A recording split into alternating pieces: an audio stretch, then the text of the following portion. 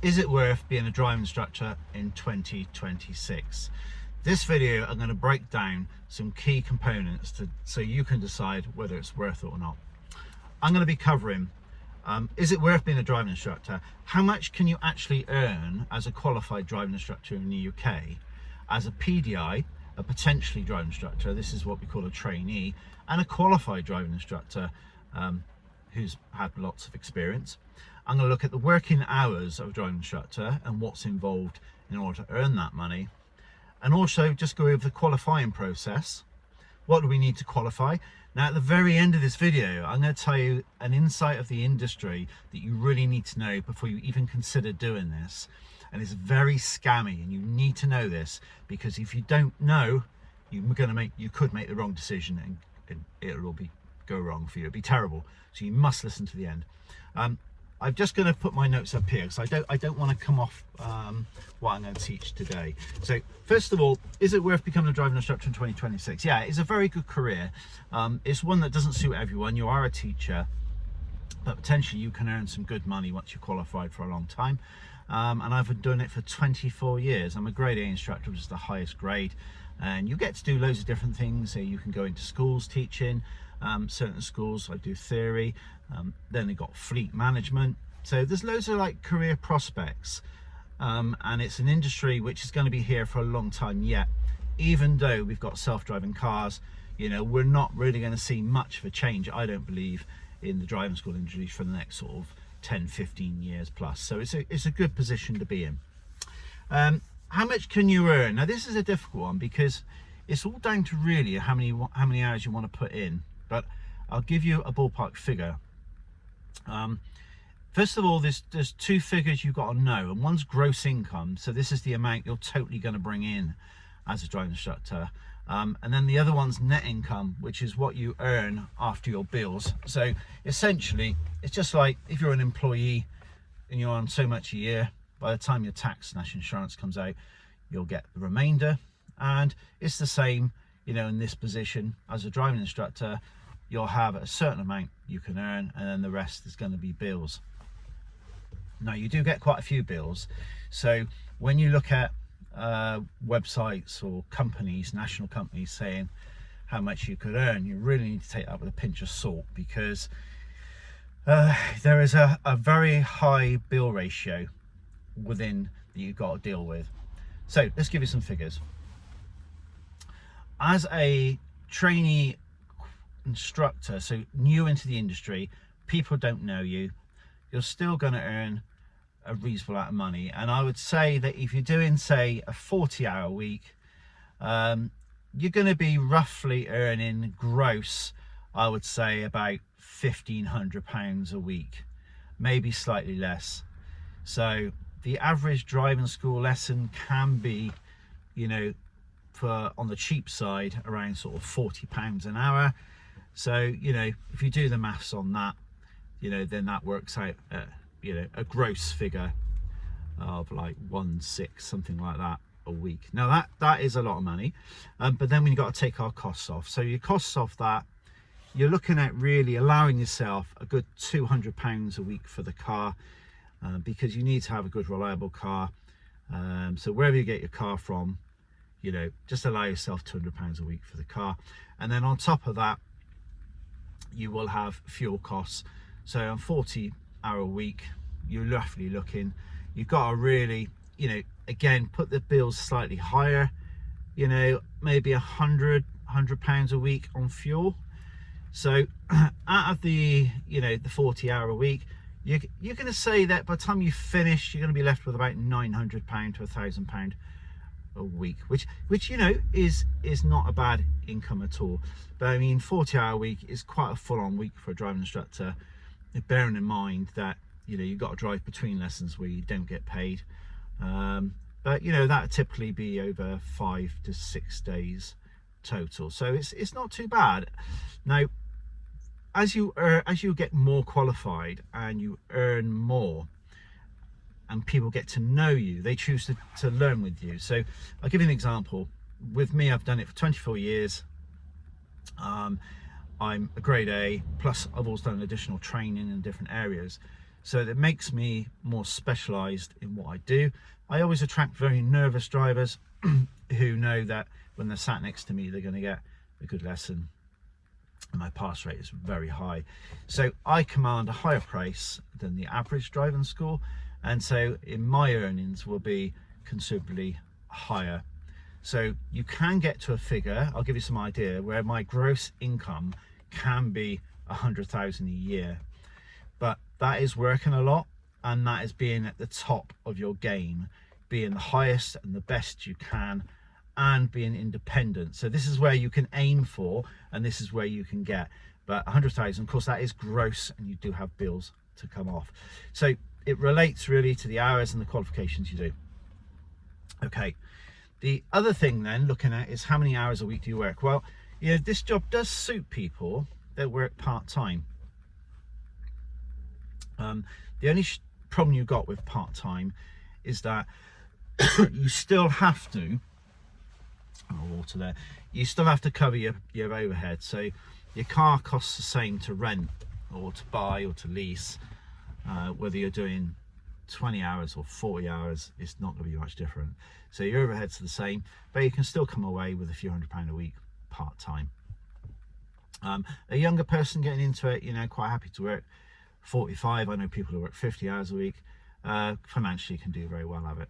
The job itself now has changed, so it's not all evenings and weekends. There's a lot of people do shift work, a lot of university people, so it's all types and times of the day, and it works out quite well. So it's not just evenings and weekends, although they are popular.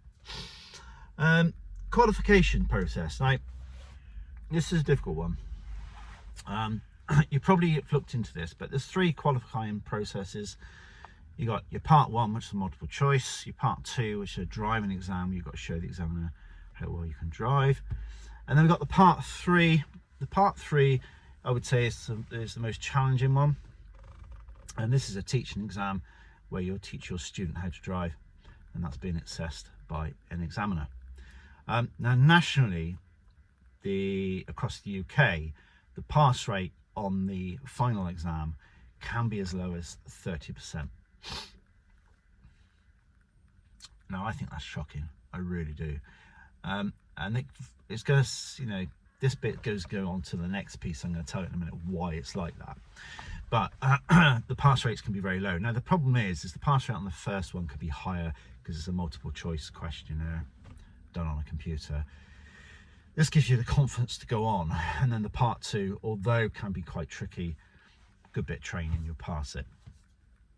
So when it comes to the part 3, it doesn't resemble the other 2 parts, and it can be more tricky, and you really need some decent training to get through if you're going to be a good driving instructor. So 3 parts, easy to qualify. It is easy. I'm not a brain surgeon, I've done it, but you need decent training, and this is where it goes wrong. Right, the last part. Now this goes into what you'll pay. Now you'll see over the whole industry of looking to become a driving instructor that you can actually qualify, it says, for say £1,600, £1,600. It's a lie. I've got to be honest with you, all of it's a lie. You can't qualify for that kind of money. When I did my training in 24 years ago, I paid £2,500. So with all the costs going up, how can it possibly be cheaper now than what it is then? So what do? Well, to get you in the door, these training organisations, they offer you limited amount of training, and then it's looked upon as you are not good enough, and you end up having to pay extra. So let me put it into simple. For part 1, you really want to be spending 20, 30 hours going over it. Now, a lot of people will get through it quickly with lack of understanding, and this leads to problems later. And usually the part 1, the training provider says go and do it on your own, which I think personally needs professional guidance. Your part 2, your driving exam. Now, I've trained over 100 people to become instructors. I would say that I spend around about 30 hours to get someone really good. Now, this is not normal within the industry. I would say that people, generally speaking, do half of that, and they do qualify. But the difference is they're not particularly good. So they qualify maybe second time with like 5 driving faults, whereas I'd be looking at qualifying first time with like 1 driving fault, you know, because you need to be good. You want to be good because then you can go on and command a high price later. Now the part 3 is where it all happens. The part 3, a lot of the training organisations will give you 20 hours, and then they'll say to you, if you want to go on the road and potentially earn money in practice, you can go on the pink license scheme. The DVSA say you've got to do an additional 40 hours. So if you think about the 40 hours, you know, if you put that by the hourly rate of a driving instructor, it still doesn't come out at £1,600. So where are they getting this figure from? So by the time you've done your 40 hours, you know, you're looking at doing probably about 2 hours in each subject you need to know to teach.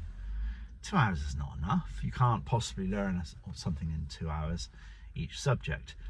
So 40 hours is the DVSA requirement, and on top of that you need to do an additional 20 hours. So the DVSA is saying that to get into the realms of qualifying and having a pink license to be on the road, you're looking at 60 hours on part 3. So if you look at down what we're saying so far, is that I'm suggesting we do 20 hours part 1, maybe more, 30 hours maybe part 2, and we got to do a minimum requirement of 60 hours for part 3, and that is the minimum. Okay, so I usually do about 80 hours on part 3, and that gets me a first time pass with some good grades. But you know, there is people there doing a lot less than that, that's getting through on the 3rd attempt, and they're getting through with lower grades. And then, you know, when they go on then to be retested, which are examined every 4 years, they're struggling then to pass that one. And it all comes down to the very start, you know your subject inside out, and with good training, one-to-one training, and that, you won't have the problems. So if you think that, you know, you're looking at a lot of hours, and they're putting a price of 1,600 on it, and I'm thinking, you know, even learning to drive is costing more than that. I mean, for a student to learn to drive from scratch these days, you know, most people are taking over £2,000. So to say you can become an instructor for £1,600 is just a dream world, and people get into it and realize there's additional costs or whatever. I believe in straight talking. So why do they do it? Well, it's an easy way of doing it, because you're a cash cow. That's all you're going to be. Because let's be truthful. If you're coming in and paying 600 quid and I give you minimum amount of hours, plus I can charge you extra for additional training, then, you know, you're a cash cow. But not only that, once I get you on the road on what we call a pink license, I can charge you what we call franchise fee and car fee. So, you know, I'm going to be charging a lot of money. Maybe, you know, you're going to pay, say, £200 or £300 a week franchise to work under me. I'll give you some training, but I'm going to be charging you per hour then, because you're outside your normal hours. And I can grow my school, and I could grow my school to, say, a 50, 60 car fleet and make an absolute fortune off the back of you. Guess what though? Even if you don't qualify, it doesn't matter, because there's someone else coming through the door and saying, I want to become a driving instructor. And this is the scam of the industry. So the lack of training, the lack of dedication to help people pass, and the low amount of money you have to pay means that people don't qualify. And this is why the whole thing is a slight scam on it. So you're looking at a pass rate of 30%, which is piss poor, excuse my French. It's just not good, and it's never been tidied up. In all the years I've been doing this, the trainee license is still valid. It's a 6-month thing, so you can have 6 months on your license to train, and all you're doing really is you're going out, you're not practicing in any sense, you're just teaching at something you know, which probably is wrong, to be honest with you. So it makes you feel very unconfident. Now, some schools have this different scheme, and you sit in the car training with like 3 others or something, or 2 others, which is just ridiculous, because they look at this as, a lot of the major schools do this, okay, training each other and how you can bounce off each other. What a load of rubbish that is. So I'll talk a load of crap, and then you can listen to that crap and you can tell me some rubbish too. It doesn't work. You need a qualified trainer with you on a one-to-one basis to get the results. There's practice with each other. I remember teaching ages ago, someone passed part 3 and they were on their last attempt. They were a very big company, starts off with B something something, and they were said that what they had to do is go out with another trainee and practice together. I mean, 2 trainees practicing together, how can that work? You know, or the newest thing is you can have AI integration and have some headsets and maybe some visual glasses to teach you on how to become a driving instructor. Oh my goodness gracious. You just need to be sat in the car with a trainee. But anyway, that's enough of me going on. So what I can say to recap, it is a good career to go into. You've got to choose your training rightly. Don't go with major big schools. Look for someone who specializes, a bit like myself. Go into private, go into small concerns where you're cared about, and look at that for that franchise, because the franchise, you know, they're not guaranteeing you're going to pass this, but they are guaranteeing you're going to have to pay a lot of money later. Anyway, hope that helps. Please comment below if you've gone into it, or you know what you found about the industry yourself, and you know, send me a message if you want any help. I'll help you. I'm not asking for money. I'll help you. Just send me a message and I'll come back to you with what I think of the training provider.